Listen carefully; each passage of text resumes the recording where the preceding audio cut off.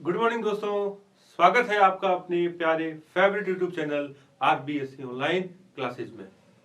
Students, इस chapter में अभी तक हमने आहार नाल की संरचना के बारे में, उनके विभिन्न जो अंग हैं उनको अच्छे से देखा है और लास्ट वीडियो में हमने बात की थी आहार नाल की आंतरिक संरचना।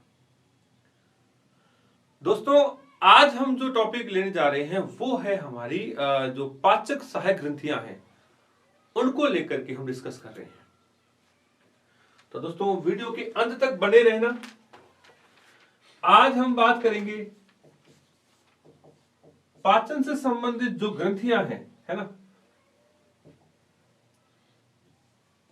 पाचक सहायक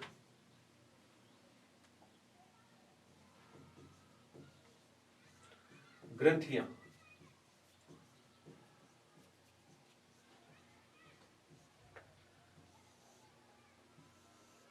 आज हम लेंगे दोस्तों पाचक सहायक ग्रंथियां। तो हर एक शब्द का अर्थ बताते हुए फिर हम टॉपिक को शुरू करते हैं।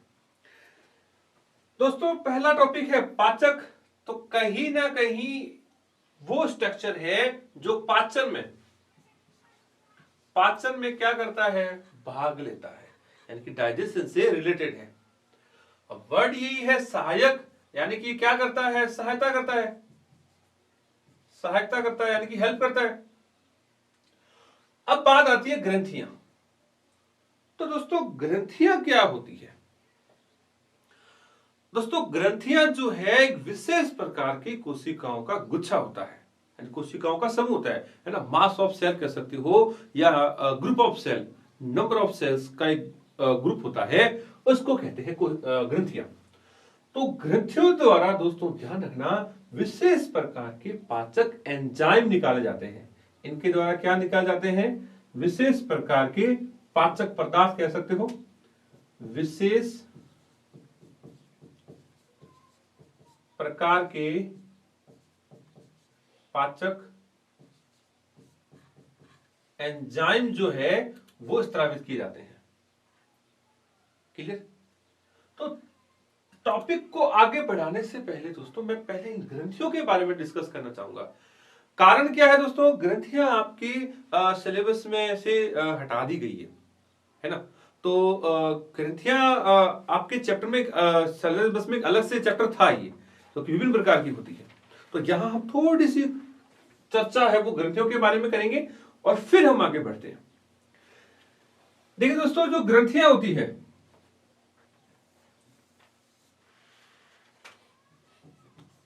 ग्रंथियां जो होती है दोस्तों, ये आपके दो प्रकार की होती है। कितने प्रकार की होती है दोस्तों?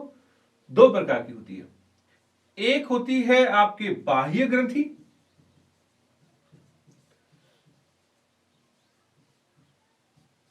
है ना। बाह्य ग्रंथि को थोड़ा और अगर एग्जैक्ट बात करें तो इसको कहते हैं आपके बहिस्त्रावी। बहिस्त्रावी ग्रंथियां, बहिस्त्रावी ग्रंथियां। और एक होती है दोस्तों आपके अंतःस्त्रावी, अंतःस्त्रावी ग्रंथियां। तो दोस्तों कितने प्रकार की ग्रंथियां होती है? दो। एक होती है अंतःस्त्रावी और दूसरी होती है बहिस्त्रावी। तो ग्रंथियां कितने प्रकार की? दो। ग्रंथियां दो प्रकार की होती है, राइट। एक हो गई आपकी बहिस्त्रावी और दूसरी हो गई अंतःस्त्रावी, यानी कि इसको कहते हैं एंडोक्राइन, इसको कहते हैं एक्सोक्राइन। पहले इसकी बात करते हैं दोस्तों। मान लीजिए ये कोई ग्रंथि है, क्लियर। इस ग्रंथि का जो पदार्थ है ना, इस ग्रंथि का जो केमिकल है वो एक विशेष नलिका के माध्यम से रक्त जो वाहिनी है ना, रक्त वाहिनी, उनमें जाकर के खुलती है। यानी कि इनका जो विशेष पदार्थ है ना, पाचक जो पदार्थ है, इसको आप एंजाइम कह दें, है ना, या हार्मोन जो भी है। तो ये विशेष जो केमिकल है, ये केमिकल एक नलिका के द्वारा किसमें खुलते हैं? ये खुलता है आपके रक्त वाहिनी में, रक्त वाहिनी में खुलता है। चूंकि दोस्तों ये जो पदार्थ है ना, ये जो एंजाइम है, एंजाइम या पदार्थ जो है ये ग्रंथि से दूर जाकर के वर्क कर रहा है। ग्रंथि बना तो पदार्थ ग्रंथि के अंदर, लेकिन कार्य जो है, फंक्शन जो है, वो ग्रंथि के कहीं बाहर जाकर के नलिका की हेल्प से दूर जाकर के फिर रक्त में मिलता है। और दोस्तों एक चीज बात ध्यान रखना कि जो भी एंजाइम है या हार्मोन्स हैं, ये रक्त में घुल करके और हमारे बॉडी में फंक्शन करते हैं, वर्क करते हैं। ठीक है, तो एक तो ये हो गया। दूसरा देखिए कि मान लीजिए ये एक ग्रंथि है ना, तो ये क्या करती है, बिना किसी वाहिनी के, है ना, बिना किसी एक्स्ट्रा डक्ट के सीधे कहां खुलती है, सीधे ये रक्त वाहिनी में खुलती है।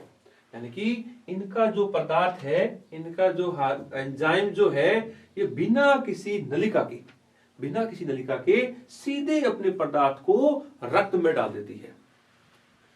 अब चूंकि इसमें नलिका है नहीं, तो दोस्तों ध्यान रखना, इसको नलिका विहीन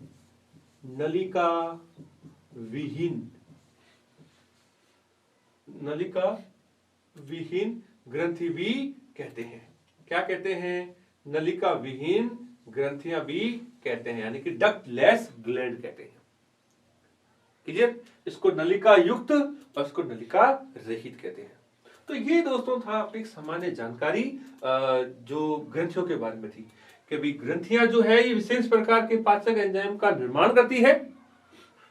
दो प्रकार से होती है, एक बहिस्त्रावी, एक अंतःस्त्रावी। बहिस्त्रावी का मतलब कि जो पदार्थ बन रहे हैं विशेष, उनको एक नलिका के द्वारा, एक वाहिनी के द्वारा फिर रक्त में डाला जाता है, यानी कि डायरेक्ट रक्त में नहीं डाला जाता। उनको क्या कहते हैं, बहिस्त्रावी। क्या कहते हैं, बहिस्त्रावी। क्लियर, बहिस्त्रावी ग्रंथि कहते हैं। और ऐसी ग्रंथियां जो अपने पदार्थ को सीधे रक्त में डाल दे बगैर किसी नलिका के, तो उसको कहते हैं दोस्तों आपके अंतःस्त्रावी ग्रंथि या नलिका विहीन ग्रंथियां। क्लियर। अब तीसरे जो इंपॉर्टेंट है वो इन दोनों का मिक्सअप है। तीसरी और एक महत्वपूर्ण जो है वो है मिश्रित प्रकार की। कौन सी होती है, मिश्रित ग्रंथियां। तो फर्स्ट कौन सी होगी, बहिस्रावी, अंतःस्रावी। आप कहोगे सर लिखा आपने तो है, हाँ मुख्य रूप से दो ही होती है, लेकिन कुछ जो होती है उन दोनों का मिला जुला रूप होती है। तो किसी किसी गाइड्स में आप इसको तीन देखोगे कि तीन प्रकार की होती है, और कहीं कहीं आपको दो मिलेंगे। राइट, तो वो जो तीसरी है उसको कहते हैं मिश्रित प्रकार की, यानी कि मिक्स्ड ग्लैंड कहते हैं। राइट, यानी कि अब आप नाम से समझ गए होंगे कि मिश्रित का मतलब क्या है। मिश्रित का मतलब क्या है कि दोनों का करैक्टर मौजूद हो, यानी कि ये वो ग्रंथियां होती है जो आपके बहिस्त्रावी प्लस अंतःस्त्रावी, राइट। तो ऐसी ग्रंथियां जिसमें बहिस्त्रावी और अंतःस्त्रावी दोनों प्रकार की कोशिकाएं पाई जाती हो, उन ग्रंथियों को दोस्तों मिश्रित प्रकार की ग्रंथि कहते हैं। और इसमें बेस्ट एग्जांपल है वो है दोस्तों अग्नाशय ग्रंथि। अग्नाशय ग्रंथि जो कि हमारे सिलेबस में है। बात समझ में आ रही है कि मिश्रित ग्रंथि एक होती है अंतःस्रावी ग्रंथि, एक होती है बहिस्रावी। राइट, तो जो मिश्रित प्रकार की है वो इन दोनों प्रकार की कोशिकाएं इसमें मौजूद होती है। राइट, उसका एग्जांपल है आपकी अग्नाशय ग्रंथि। और ऑल ओवर अगर देखा जाए तो तीन हो गई, वैसे फंक्शन के आधार पर बहिस्रावी और अंतःस्रावी। तो ये तो था दोस्तों आपकी छोटा सा डिस्कशन ग्रंथियों के बारे में। राइट, चलो अब हम आगे बात करते हैं। कि हमारे पाचन तंत्र से संबंधित क्या दोस्तों, पाचन तंत्र, पाचन से संबंधित तीन ग्रंथियां पाई जाती है। जाती है। तो वो दोस्तों कौन कौन सी होती है उसकी हमने चर्चा की हुई है ना। एक होती है दोस्तों आपकी लार ग्रंथि, सेकंड होती है दोस्तों आपकी यकृत ग्रंथि, और थर्ड होती है वो है आपके अग्नाशय ग्रंथि, अग्नाशय ग्रंथि। ठीक है। अब देखिए अगर यहां से छोटा सा क्वेश्चन बनता है 1 नंबर का कि पाचन से संबंधित ग्रंथियों के नाम लिखिए या संख्या बताइए, राइट। तो नाम अगर पूछा जाए तो ये 3 नाम हो गए, लाल ग्रंथि यानी कि सलाइवरी ग्लैंड्स, यकृत यानी कि लीवर, और अग्नाशय ग्रंथि यानी कि पैनक्रियाटिक ग्लैंड्स। ठीक है दोस्तों। अब हम 1 बाय 1 ग्रंथियों के ऊपर बात करते हैं। तो सबसे पहले हम जो ले रहे हैं वो है आपके लाल ग्रंथि। अब फर्स्ट हम क्या ले रहे हैं दोस्तों, फर्स्ट हम ले रहे हैं लाल ग्रंथि यानी कि सलाइवरी ग्लैंड्स। दोस्तों आप गौर करें कि जब हमने स्टार्टिंग में इसको देखा था आहार नाल के संरचना के ऊपर, तो आप गौर करें कि जो लाल ग्रंथि है ये हमारे मुख गुहा में पाई जाती है, और जो कि कितनी होती है, 3 प्रकार की होती है। कौन कौन सी दोस्तों, एक अधोजम, दूसरी अधोजिह्वा, और तीसरी होती है आपके कर्णपुल। ठीक है। तो 3 प्रकार की जो लाल ग्रंथियां हैं वो पाई जाती है हमारी मुख गुहा में। तो बात करें लाल ग्रंथि के बारे में, तो जो लाल ग्रंथियां हैं दोस्तों, लाल ग्रंथि 3 होती है ना। मनुष्य में 3 प्रकार की लाल ग्रंथियां पाई जाती है। कौन कौन सी है, अभी हमने देखा है। फर्स्ट कौन सी होती है दोस्तों, एक हो गया आपके अधोजम,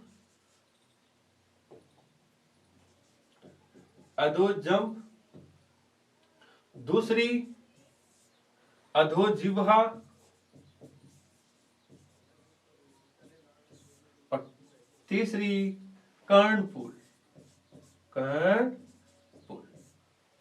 राइट।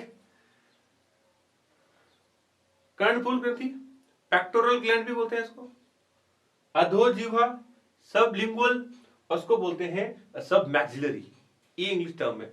तो ये तीनों प्रकार की जो ग्रंथियां होती है, इन तीनों का काम क्या है दोस्तों, है ना। तो ये मनुष्य में 3 प्रकार की ग्रंथियां पाई जाती है जिनके द्वारा लार का स्त्रावण किया जाता है।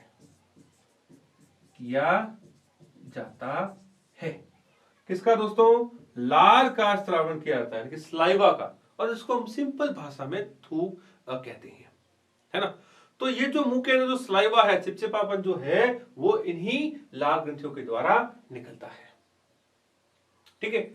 अब बात करते हैं लार के कार्य या लार ग्रंथि के कार्य, है ना। तो यहां हम बात कर रहे हैं लार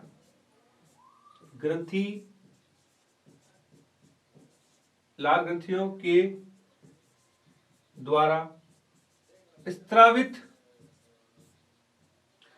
लार में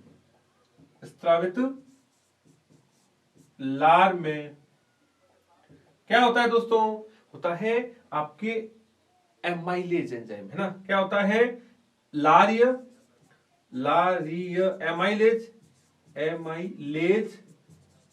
राइट। और इसी को कहा जाता है टाइलिन एंजाइम। तो लारीय एमाइलेज या टाइलिन एंजाइम पाया जाता है, राइट। जिसके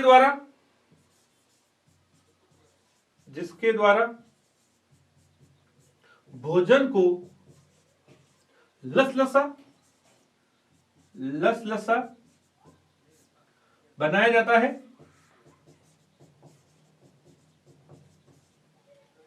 ताकि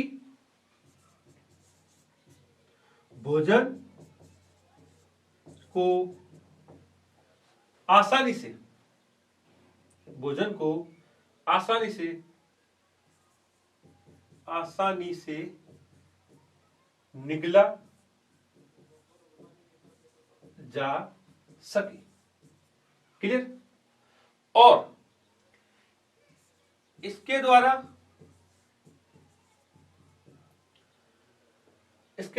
मुख गुहा में भोजन का पाचन, दोस्तों इंपॉर्टेंट है, ध्यान रखना, मुख गुहा में भोजन का पाचन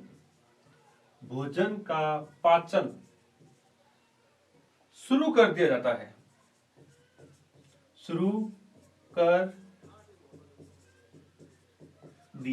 है, इसके साथ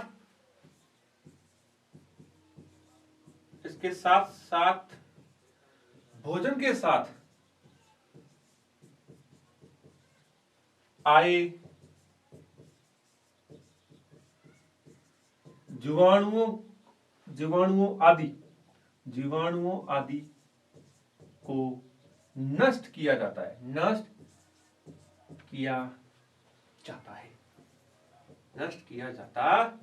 है। ठीक है दोस्तों, तो ये तो था आपके लार यानी कि सलाइवरी ग्लैंड्स के बारे में। कितने प्रकार की होती है? आपकी 3 प्रकार की होती है। अधोजम, सबमैक्सिलरी, अधोजिह्वा, सबलिंगुअल, कर्णपुल यानी कि पेक्टोरल। ये 3 प्रकार की जो लार ग्रंथियां हैं, इनके द्वारा लार का स्रावन किया जाता है।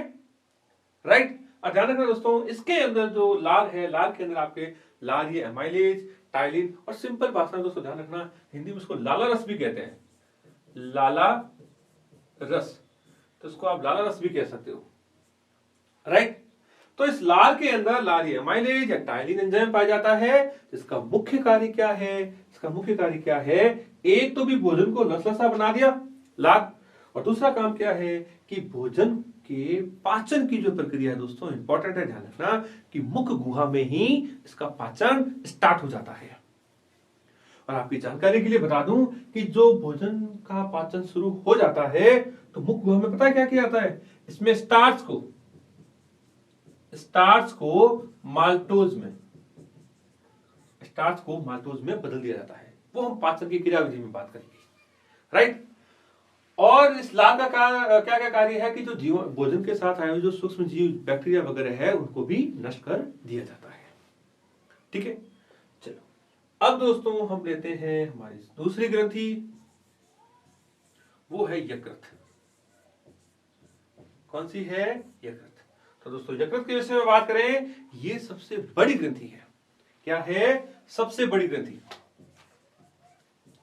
सबसे बड़ी ग्रंथि है। क्या है? ये हमारे शरीर की सबसे बड़ी ग्रंथि है। तो सबसे पहला इंपॉर्टेंट तो क्वेश्चन आपका यही आ जाता है कि शरीर की सबसे बड़ी ग्रंथि कौन सी होती है, समझाइए। या 1 नंबर का आ गया कि शरीर की सबसे बड़ी ग्रंथि का नाम लिखिए, केवल यकृत लिख दिया। राइट? चलो तो बात करें इसकी संरचना के बारे में। यह 2 पालियों से मिलकर बनी होती है। 2 पालियां होती है इनकी, है ना, एक दाई पाली और एक होती है बाई पाली, यानी कि right lobe and left lobe. Right? जिनमें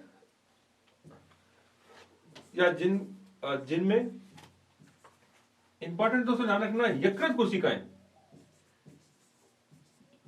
कोशिकाएं पाई जाती है। इंपॉर्टेंट है, जिसका मुख्य कार्य पाई जाती है, जिसका मुख्य कार्य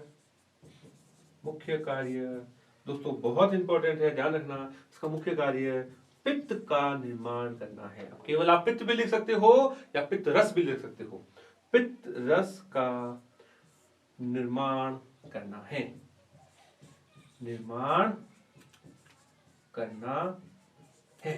राइट?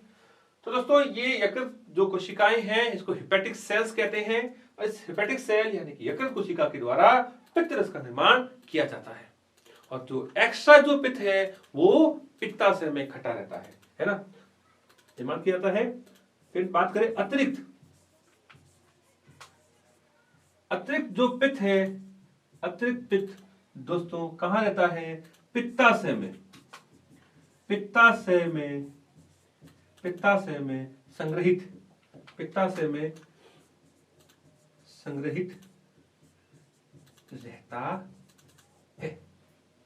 राइट। तो यकृत है सबसे बड़ी ग्रंथि, इनमें जो कोशिकाएं होती है यकृत कोशिकाएं, मुख्य कार्य क्या है? पित्त रस का निर्माण, और एक्स्ट्रा जो पित्त है वो पित्ताशय में स्टोर हो जाता है। राइट। अब इससे संबंधित कुछ नलिकाएं हैं, वो थोड़ा सा आप गौर से सुनना। ठीक है दोस्तों, देखिए यकृत की कितनी पालियां होती है? 2। तो मान लीजिए ये एक साइड से आ रहा है, राइट, और ये दूसरे साइड की ट्यूब है, तो इसको तो बोलते हैं आपके दाई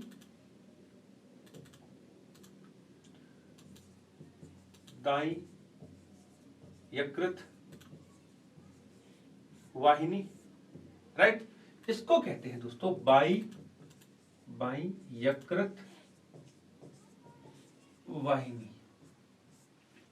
क्लियर। अब ये दोनों जो वाहिनियां हैं ये एक जगह आकर के यहां खुल जाती है, मतलब दोनों का रास्ता आगे कॉमन है, दोनों का रास्ता आगे क्या हो जाता है? दोनों एक ही रास्ते पर आगे जाती है, खुल जाती है। तो इसको कहते हैं आपके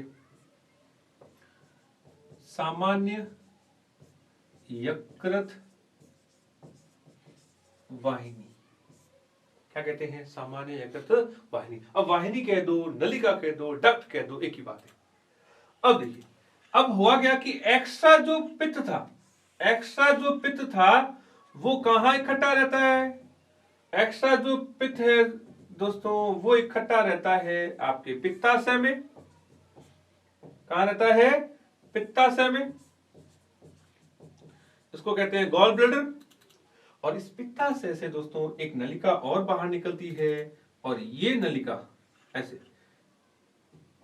पित्ताशय से एक जो नलिका है वो बाहर निकलती है। उसके बाद में ये एक कॉमन रास्ते के रूप में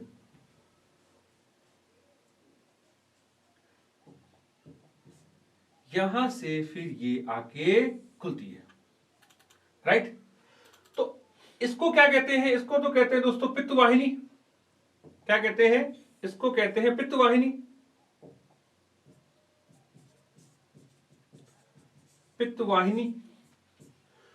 और दोस्तों ध्यान रखना, ये पित्त वाहिनी और ये सामान्य पित्त वाहिनी यहां आकर के जो रेड कलर में आप देख रहे हैं, अब इसको कहते हैं दोस्तों सामान्य पित्त वाहिनी, कॉमन बाइल डक्ट कहते हैं।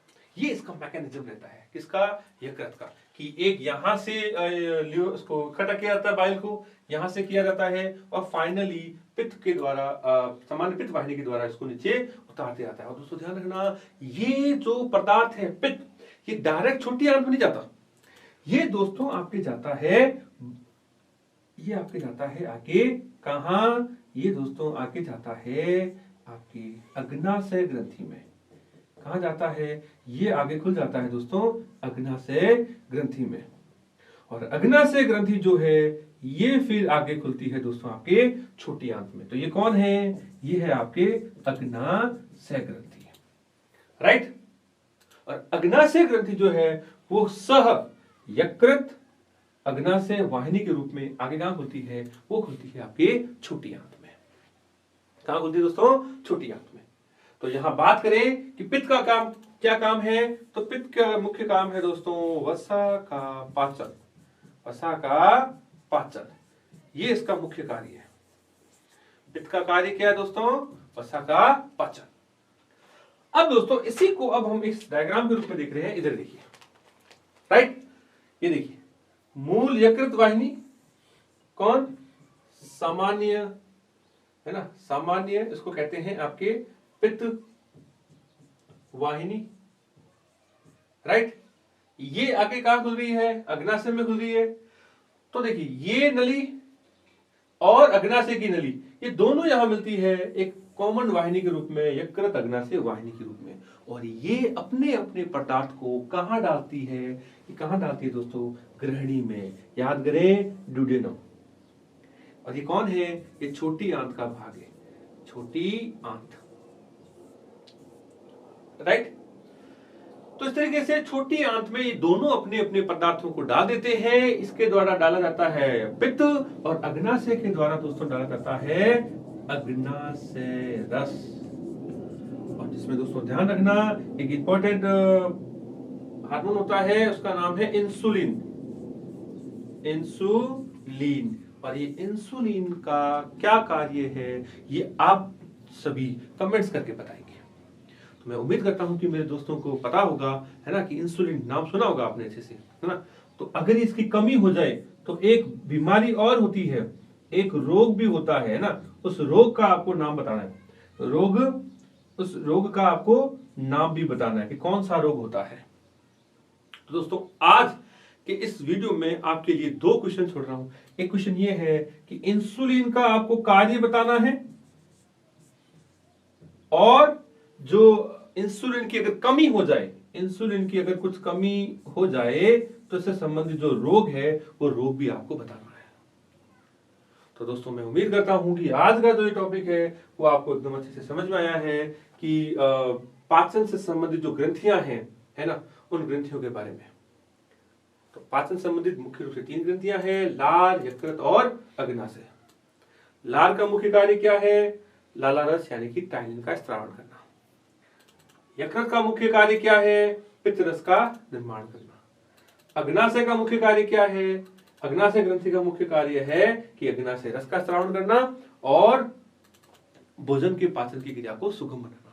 एक इंपॉर्टेंट चीज आपको बता दूं दोस्तों, इसके द्वारा जब भोजन छोटी आंत में जाया जाता है ना, तो इन दोनों पदार्थों के द्वारा छोटी आंत का जो माध्यम है वो क्षारीय कर दिया जाता है।